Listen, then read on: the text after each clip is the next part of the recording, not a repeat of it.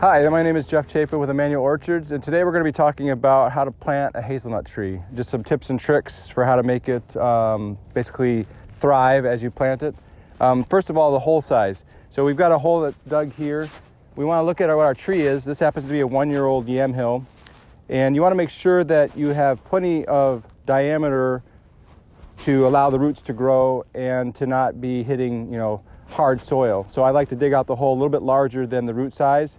One mistake I have seen before is people will trim the roots off to get them to fit in a hole. You really do not want to do that on these trees. It will significantly stunt their growth and you'll lose half a year to a year's worth of growth because you did that.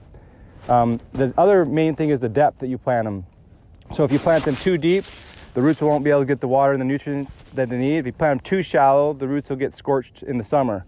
So what you want to do is you want the least amount of stress on the tree is to actually plant the tree so that the root zone is in the exact same spot it was when it was planted before. So if it's a potted tree, typically the roots are about an inch and a half below the surface.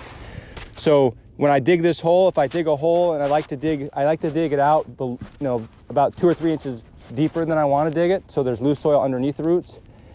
And I want to assume that it's going to shrink down in the hole maybe an inch. So I'll plant these roots just below the surface of the soil. So maybe a half inch, an inch below, and then know it's going to settle down just a little bit. So let me just show you how it's going to look. So now I've got it too deep. You can see that the roots will be way down in the hole. So I'm going to add a little bit of soil. I want to make sure that it's broken up. If you use an auger, it's easy because the auger will make it so it's nice fine dirt.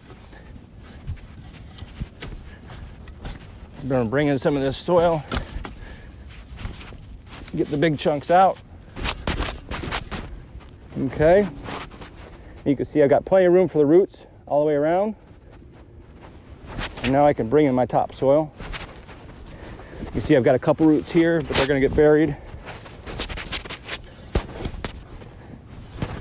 And then I'm going to mound it up just a little bit around the edge of the tree. You do want the tree to be nice and stable. You want to tamp it a little bit, but not too much. Okay, now I'm going to show you how to taper a tree and stake it up.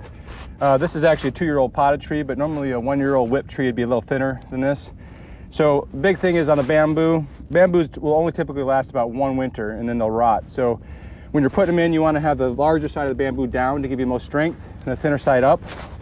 And then you can use a tapener to basically come through and solidify the tree to the stake.